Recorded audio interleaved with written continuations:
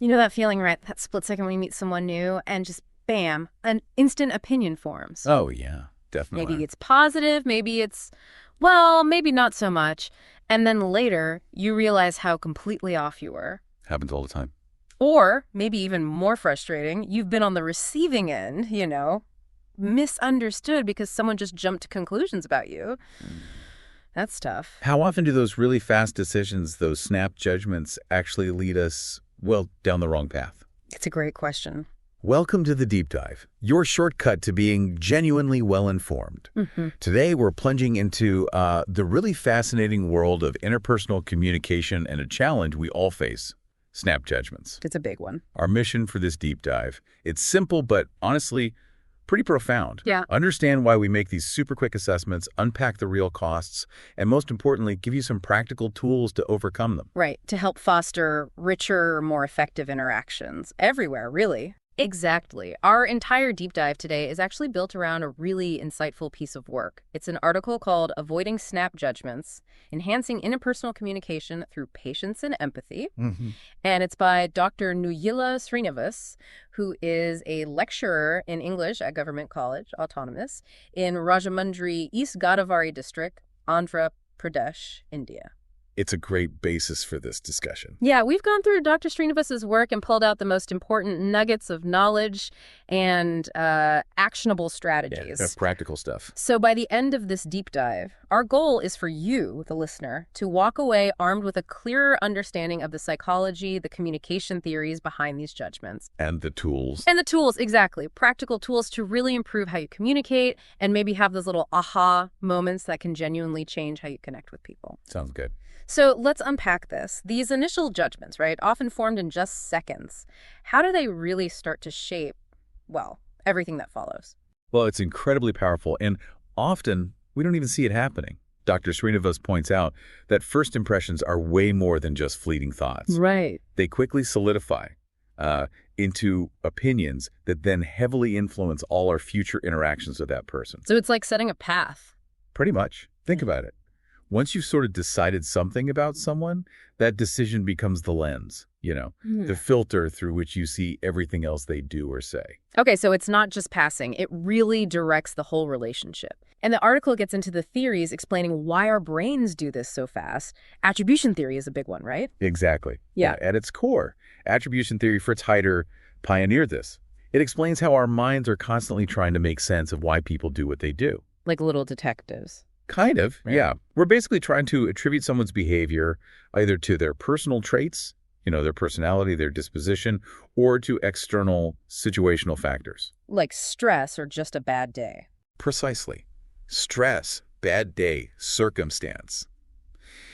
The key insight here is that when we first meet someone, we often jump straight to conclusions about their inner character without really stopping to consider the external stuff that might be affecting them. And that leads us often straight into what's called the fundamental attribution error. I think I remember that from the article. Sounds like a really common trap. Oh, it absolutely is. It's a major cognitive bias. Lee Ross identified it. It's our strong tendency to overemphasize personal characteristics when explaining someone else's behavior, Right.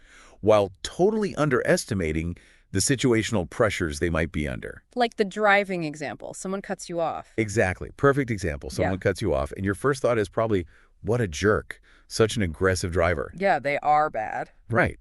You attribute it to them, their disposition. You're probably not thinking, maybe they're rushing to the hospital, or maybe they just didn't see me.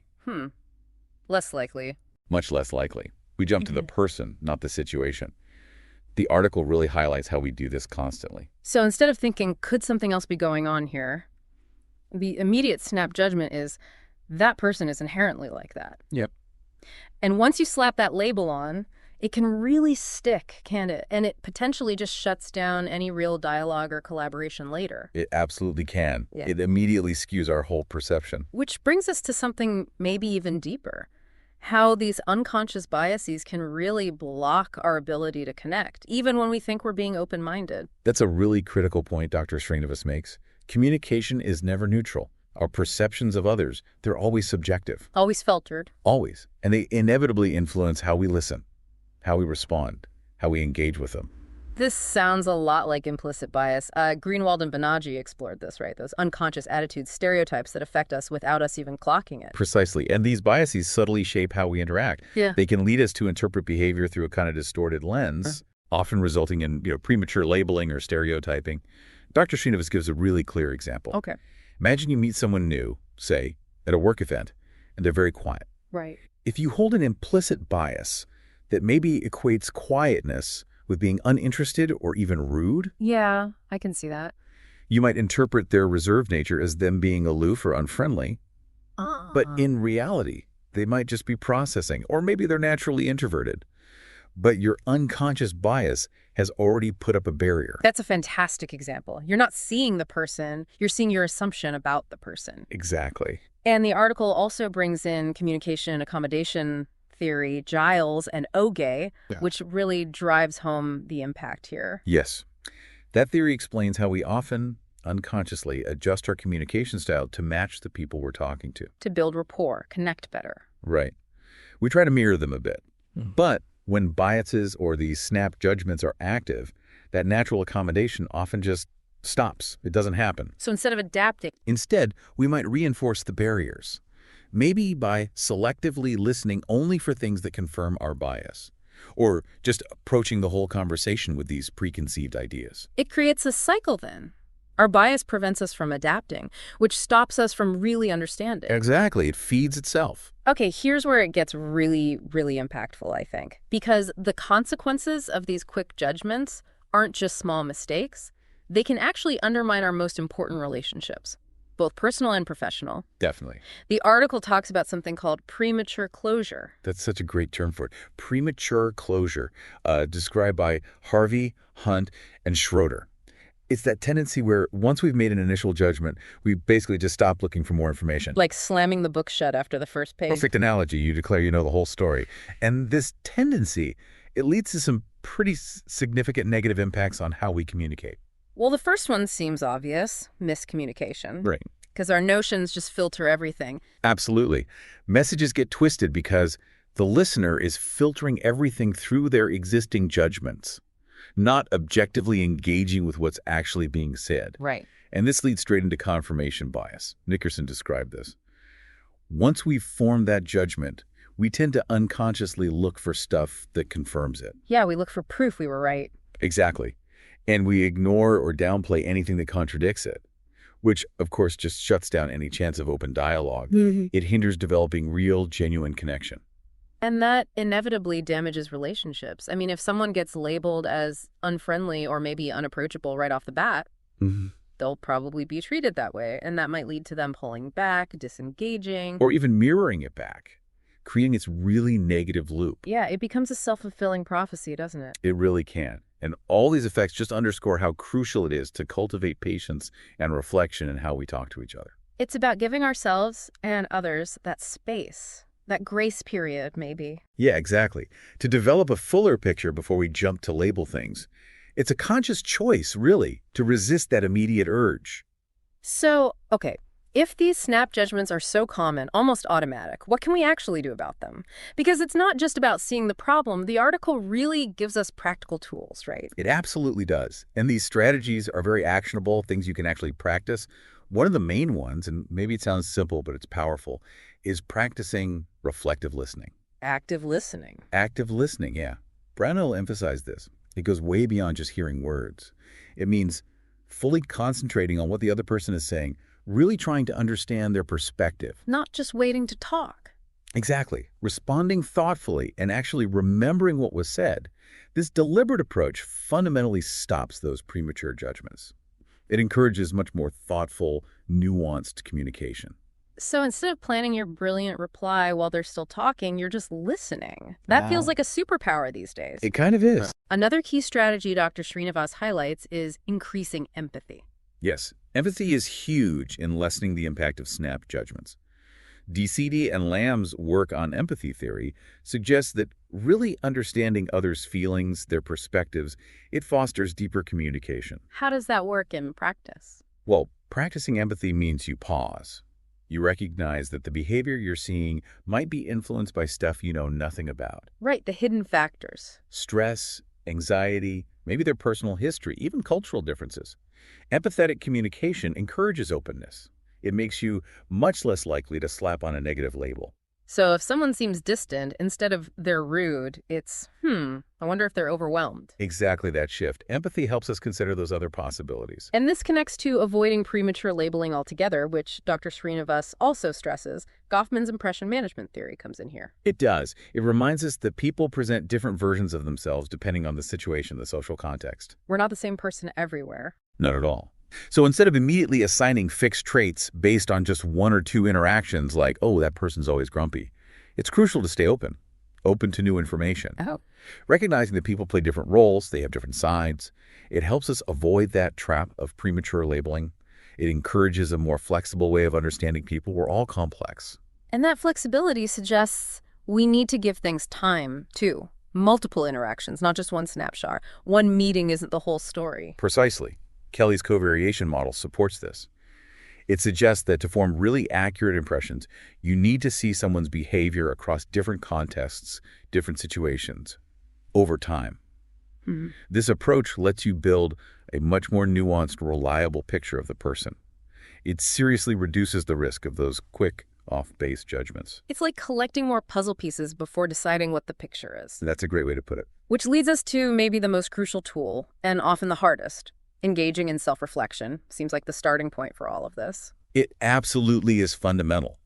Self-awareness is critical for improving how we interact. By reflecting on our own biases, our own assumptions, our tendencies to judge. Facing our own stuff. Yeah. That's how we begin to mitigate the effects of these cognitive distortions. Kabat-Zinn's work on mindfulness really backs this up. How so? Just becoming more aware of our thoughts and emotions as they happen during conversations helps build patience and openness. It's about consciously examining our own mental filters in the moment. Okay, so if we connect this all to the bigger picture, these aren't just like abstract psychological ideas. These are actual steps, things we can do that can genuinely change our daily interactions, especially somewhere like work.